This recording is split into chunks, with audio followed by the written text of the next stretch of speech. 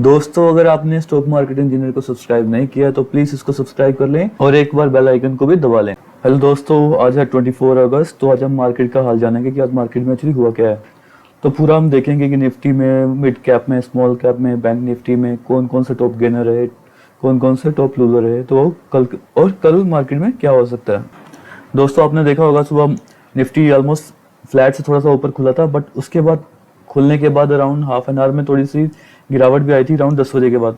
तो निफ्टी 16,500 से 16,500 पे 50 पॉइंट का जो डाउनफॉल हुआ था। बट उसके बाद दोस्तों देखिए मार्केट ने जो दम दिखाया है, स्पेशली आज बैंक निफ्टी ने पूरा जो निफ्टी को ऊपर चढ़ाया है। HDFC बैंक हो गया या ICICI बैंक हो गया, एक्सिस बैंक हो गया, ये सब ने निफ्टी को भी चढ़ा दिया। बाद में भी फिर रिलायंस ने भी पार्टिसिपेट किया, लास्ट में 1-1.5% रिलायंस भी अप था। तो ये पूरा का पूरा मार्केट को ऊपर लेके गए हैं। तो आज निफ्टी ने जो ऑल टाइम हाई क्लोज दिया है, इसने ऑल टाइम हाई तो 16,690 16,700 के राउंड है, बट क्लोज इसने आज दिया है आई थिंक 16,610 के पास इसका ऑल टाइम क्लोज था पहले। आज इसने 16,624 का दिया, जो कि एक बहुत ही पॉजिटिव है मार्केट के लिए। और शायद कल ये मूव अगर ऑल टाइम हाई को क्रॉस करता है पहले, तो आई थिंक थोड़ा सा रेजिस्टेंस फेस करेगा 16,700 के पास। अगर वहां पे डिसिसिवली क्लोज देता है तो ये मार्केट हमें नया लाइफ टाइम हाई दिखा सकता है। दोस्तों, FNO में जो सबसे एक्टिव स्टॉक थे आज सबसे ऊपर है वो टाटा स्टील। देखो दोस्तों, इसमें 2500 करोड़ का वॉल्यूम हुआ आज ये ऑलमोस्ट 3% 3.5% अप था एक टाइम पे।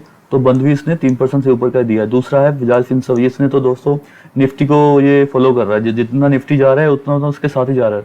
निफ्टी भी 16,600, पहले ये एक हफ्ते पहले 14,400 पे घूम रहा था। तो इसने 2,000 पॉइंट कवर कर दिए हैं इसने 1-1.5 हफ्ते में।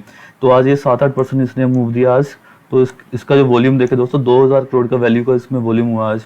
तीसरा जो स्टॉक था बजाज फाइनेंस, इसने भी ऑलमोस्ट फिनसर्व को ही फॉलो किया, 1,800 करोड़ का वॉल्यूम हुआ और ये 3-4% अप था आज। और HDFC बैंक में 1,400 करोड़ का वॉल्यूम हुआ है और आज ये 2-2.25% एक टाइम पे अप था। तो क्लोजिंग भी इसका काफी अच्छा दिया है इसने। दोस्तों, जो FI और DIs की एक्टिविटीज हो, अभी तक सिर्फ कैश का ही नंबर आया है। कैश के नंबर में दिख रहा है कि FIs ने सेल किया है 1,600 करोड़ के राउंड और DIs ने ये 2,400 करोड़ के राउंड खरीदा है। तो ये एक अच्छा बात है कि एटलीस्ट जो DIs की बाइंग है वो FIs की सेलिंग से ज्यादा है। अभी फ्यूचर एंड ऑप्शंस का डेटा नहीं आया कि कितना बाइंग और सेलिंग हुई है। अब हम निफ्टी के मेन जो टॉप गेनर्स है वो देखते हैं कि 7 टॉप गेनर्स कौन से रहे हैं आज। सबसे ऊपर है बजाज फाइनेंस, वो हमने पहले भी देखा कि वो 7% बढ़ा है यहाँ पे। उसके बाद अदानी पोर्ट्स आया, वो 4% बढ़ा है यहाँ पे। फिर उसके बाद स्टील सेक्टर आज जो मेन चल रहा था, कल लास्ट की जो वीक से स्टील सेक्टर में प्रॉफिट बुकिंग हो रहा था। तो आज जो स्टील ने जो रिबाउंड किया है, बहुत ही स्ट्रॉन्ग रिबाउंड दिया है। आई थिंक ये कल भी कंटिन्यू करेगा। तो टाटा स्टील और हिंडाल्को यहाँ पे ऑलमोस्ट 3.5% यहाँ पे बढ़े हैं। फिर बजाज फाइनेंस हमने पहले कवर किया, ये 3.5% बढ़ा है। टेक महिंद्रा भी, जो एक IT स्टॉक था, बाकी IT स्टॉक में प्रॉफिट बुकिंग हो रहा है, बट टेक महिंद्रा में प्रॉफिट बुकिंग नहीं हुआ आज। ये आज भी बढ़ा है क्योंकि ये इसमें देखा कि लास्ट के 2-3 दिन पहले प्रॉफिट बुकिंग हुआ था इसमें थोड़ा सा, अब लास्ट के 2 दिन ये बढ़ रहा है। और ये IOC भी थोड़ा सा आज बढ़ा है दोस्तों। ये लास्ट वीक से थोड़ा सा प्रॉफिट बुकिंग चल रहा था इसको, तो इसमें ये ऑलमोस्ट 100-110 के लेवल पे वापस आता है, फिर वहां से रिबाउंड मारता है। और HDFC बैंक हमने पहले कवर किया, ये आज 2.25% ऊपर था। तो अब हम देखते हैं कि कौन कौन से स्टॉक से जो है निफ्टी में जो नीचे गिरे हैं। तो सबसे पहला जो स्टॉक था दोस्तों ब्रिटानिया था। ब्रिटानिया आज ऑलमोस्ट 1.5% नीचे था। जो FMCG में जो ऑलमोस्ट नेस्ले, ब्रिटानिया, च्यूएल, ये काफ़ी बड़े थे दोस्तों लास्ट वीक। 1-1.5 वीक में ऑलमोस्ट ये 10-11% बढ़े हैं। तो जस्ट थोड़ा सा प्रॉफिट बुकिंग हो रहा है, अभी इतना गिरावट नहीं है। जस्ट एक काइंड ऑफ बोल सकते हैं कि 10% के बाद 1-2% का थोड़ा सा बुकिंग आता ही आता है, प्रॉफिट बुकिंग। उसके बाद देख सकते हैं HDFC जो लिमिटेड है वो 1% गिरा है यहाँ पे। इन्फोसिस हो गया, TCS हो गया, HCL टेक, तीनों आज 1% नीचे थे। इतना बढ़ने के बाद आपको पता है कि HCL टेक और ये ऑलमोस्ट 900 के लेवल से 1250 के लेवल पे आ गया है HCL टेक। TCS भी देखो 3700 के लेवल को क्रॉस कर लिया, ये ऑलमोस्ट 3300 लेवल से। तो इन्फोसिस भी अब 1800 के लेवल के आसपास पहुंच गया था। तो थोड़ा सा प्रॉफिट बुकिंग, 8% का प्रॉफिट बुकिंग तो चलता है। बट हाँ, अब मेरे ख्याल से अब टाइम आ गया है कि IT से शिफ्ट होके दूसरे स्टॉक्स में जाया जाए, जैसे स्मॉल कैप और मिड कैप में बहुत सारी अपॉर्चुनिटी है हमारे पास। इतना करेक्शन के बाद आई थिंक जब रिजल्ट आएगा धीरे धीरे, सितंबर का क्वार्टर जब खत्म होगा, तो उसके बाद जब रिजल्ट आने स्टार्ट होंगे तो फिर ये वापस जो स्मॉल कैप, मिड कैप हैं और स्पेशली बैंक्स भी हैं जो काफ़ी बढ़ेंगे। और IT से थोड़ा सा हमें मूव होना चाहिए मेरे ख्याल से। अब हम रिटेलर्स के फेवरेट सेगमेंट मिड कैप और स्मॉल कैप को देखेंगे, बट पहले मिड कैप को देख लेते हैं। आज देखें मिड कैप में क्या कमाल हुआ दोस्तों। आज ये ऑलमोस्ट 2.25% ऊपर था मिड कैप। सुबह एक टाइम पे या इतना ऊपर ही, यहाँ पे देखिए आप ऑलमोस्ट बराबर चल रहे, जितने स्टॉक ऊपर थे उतने ही स्टॉक नीचे चल रहे थे। बट ओवरऑल जो BSE का इंडेक्स है उसके बाद देखें दोस्तों, ये जो ग्रीन वाले हैं बढ़ते गए और जो रेड वाले नीचे जाते गए। तो ये काफ़ी खतरनाक आज रैली हुई है, जो स्पेशली जो एंड में रैली बंद हुई है, जो क्लोजिंग हुई है वो खतरनाक हुई है। तो क्लोजिंग अच्छी होना मतलब एक कल के लिए भी एक अच्छी बात है। तो कल भी आई थिंक ये रैली कंटिन्यू करनी चाहिए मिड कैप और स्मॉल कैप में। तो जो मिड कैप का जो टॉप गेनर आज रहा है दोस्तों, वो रहा है मोतीलाल ओसवाल। ये ऑलमोस्ट 1100 के लेवल से करेक्ट होकर नीचे आया है और ये 726 तक आ गया था। उसके बाद जो इसने रैली दिया देखो दोस्तों, 7.5% अप था। यहाँ पे देखे लास्ट के 3-4 दिन से गिरावट कर रहा है, बट थोड़ा सा यहाँ बढ़ा था, बट लास्ट के वीक से मैं देख रहा हूँ ये सारे ब्रोकिंग और ये CDSL BSE सारे स्टॉक गिर रहे हैं। आज इन्होंने वापस अप मूव स्टार्ट किया है। उसके बाद है महिंद्रा एंड महिंद्रा फाइनेंशियल। तो ये भी आज देखो लो इसने 138 का लगाया है और हाई देखो दोस्तों 147 का। ये भी आज ऑलमोस्ट 6% अप था। उसके बाद चोला इन्वेस्टमेंट था, इसने लो देखो 478 का लगाया और हाई लगाया 514 का। तो ये आज ऑलमोस्ट 6.25% अप है। उसके बाद हमारे पास है इन्फो एज। ये बहुत ही खतरनाक स्टॉक है दोस्तों, ये आने वाला ये बहुत ही निफ्टी में जाएगा, सेंसेक्स में भी जाएगा ये। तो अभी जोमेटो की लिस्टिंग के बाद अब पॉलिसी बाजार की भी लिस्टिंग होगी। उसके बाद इसका जो एक शिक्षा करके है वो उसमें भी इसका होल्डिंग है। तो जैसे जैसे ये इंटरनेट कंपनियों का वैल्यूएशन बढ़ेगा, ऑब्वियसली इन्फो एज का जो वैल्यूएशन है जोमेटो से या पॉलिसी बाजार से जो भी इनका स्टेक है उससे बढ़ने वाला है। स्पेशली जो शिक्षा करके भी है, जो आई थिंक उसका भी एंट्री होने वाला है IPO राउट के थ्रू। तो इसका जो वैल्यूएशन है बहुत ज़्यादा ऊपर जाएगा और हमें इसमें इन्वेस्ट करके रहना चाहिए। अगर आपको 5200 के पास मिले, 5300 के पास मिले तो इसको आप ज़रूर ऐड करें। उसके बाद जो बड़ा है स्टॉक AU स्मॉल फाइनेंस, ये 5% बढ़ा है। देखें इनका लो और हाई का डिफरेंस देखें दोस्तों। आज ये बीच में जब मार्केट थोड़ा सा डाउन हुआ था सुबह, उसके बाद इन्होंने बहुत खतरनाक मूव किया है। उसके बाद है अदानी ट्रांसमिशन। देखो दोस्तों इसने आज 1238 का हाई लगाया। ये ऑलमोस्ट 5% के अपर सर्किट में बैठा हुआ है, 5 दिन से ये सर्किट लगा रहा है। फिर बायोकॉन बढ़ा है। बायोकॉन में काफ़ी करेक्शन होने के बाद ये आज बहुत दिन के बाद ये 5% बढ़ा है। आज इसने 351 का हाई लगाया था और जो क्लोज हुआ है ऑलमोस्ट 350 के पास हुआ। अदानी पावर ये 160 के लेवल से दोस्तों आधा हो गया हुआ है। 167 का हाई लगाने के बाद ये अब 69 पे इसने आज लो लगाया था और वापस देखो दोस्तों ये कब से लोअर सर्किट ही जा रहा है। आज इसने फाइनली कोई अपर सर्किट लगाया। IDFC फर्स्ट बैंक ये भी बहुत ही वीक हो गया है, 40 के लेवल पे आ गया। ये ऑलमोस्ट 65 के लेवल से वापस ऑलमोस्ट वहां से 50% करेक्ट हो गया वो दोस्तों। देखो ये भी बैंक अच्छा है, बट इसमें कुछ इश्यूज आए थे रिसेंटली। तो बट एज ए पोर्टफोलियो इसमें आप डाल सकते हैं। यहाँ पे 40 के लेवल पे इसमें डाउन साइड बहुत ही कम है। तो ये थोड़ा सा करेक्शन होने के बाद आज फाइनली 5% बढ़ा है। उसके बाद है सन TV नेटवर्क, जो आज यहाँ पे 4.5% अब दिखा रहा है। अब हम मिड कैप के टॉप लूजर देखते हैं। इतने ज़्यादा स्टॉक नहीं गिरे मिड कैप में। आप देखें जो आज जो गिरे भी हैं वो ज़्यादा से ज़्यादा 1-2% ही गिरे हैं। बस ओनली 3-4 स्टॉक ही थे जो 4 से 5% गिरे हैं, बाकी सब 1-1.5% कुछ गिरे हैं। तो टॉप लूजर आज न्यू इंडिया इंश्योरेंस, जो इसने आज 5% का कट दिया है। इसने हाई तो लगाया 158 का, बट क्लोज हुआ है 152 पे, तो 5% का कट दिखा रहा है। उसके बाद है JSW एनर्जी। दोस्तों ये स्टॉक तो 70 के लेवल से 250 के लेवल पे गया। उसके बाद से देख रहा हूँ कि 250-260 के लेवल से थोड़ा सा करेक्ट हो रहा है। करेक्शन होना बनता भी है। उसके बाद स्टॉक है इमामी, जो आज 2.5% गिरा है। ये जो लास्ट जितना भी करेक्शन हुआ उसमें इसने इतना पार्टिसिपेट नहीं किया, तो आज जो स्टॉक नहीं गिरे हैं पहले वो थोड़े थोड़े से गिरे हैं। उसके बाद है राजेश एक्सपोर्ट्स, जो आज यहाँ पे 2.5% की कट दिखा रहा है। एम्फोसिस ये भी IT कंपनी है, मिड कैप IT कंपनी, तो ये भी आज 2.5% का कट दिखा रही है। जुबिलेंट फूड इतना जो बढ़ने के बाद 4000 लेवल क्रॉस करने के बाद लास्ट के 3 दिन से थोड़ा थोड़ा गिर रहा है, तो आज इसमें 2% का कट आया। ग्लैंड फार्मा दोस्तों ये स्टॉक कभी रिसेंटली इसका IPO आया था।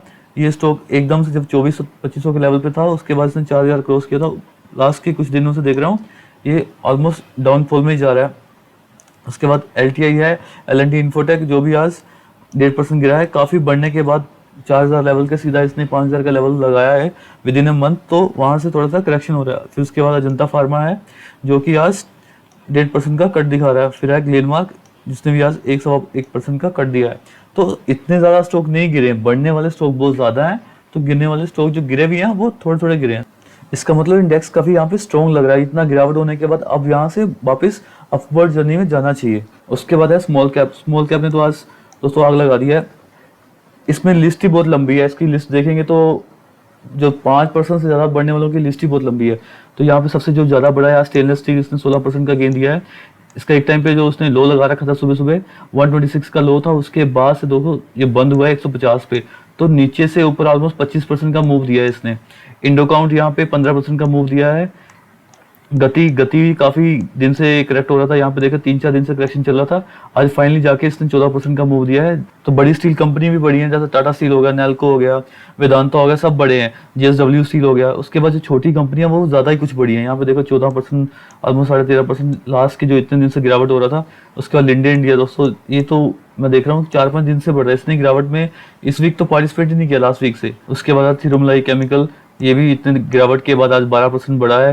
फिर आता है बीएलएस इंटरनेशनल, इसने भी कल भी 20% का सर्कल, ऑलमोस्ट 18% गया था, और आज भी इसने एक टाइम पे तो ये 14% भी अप था एक टाइम पे। ये मेरे पोर्टफोलियो में भी है बीएलएस इंटरनेशनल।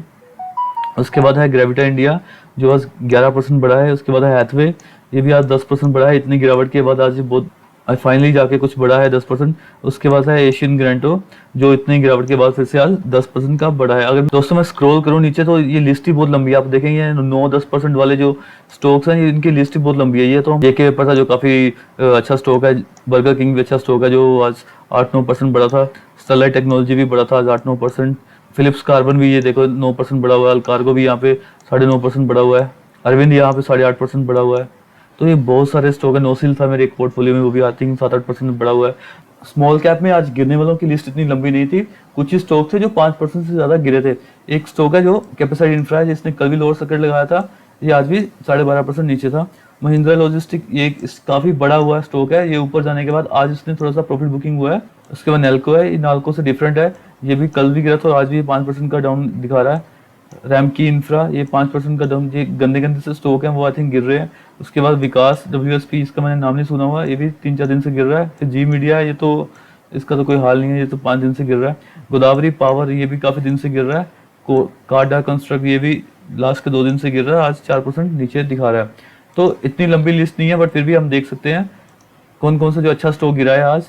एक वरुण बेवरेज था जो अच्छा स्टॉक है, जो काफी दिन से बढ़ रहा था, आज गिरा। देखो जो स्टॉक पहले बढ़ रहे थे वो आज गिरे हैं।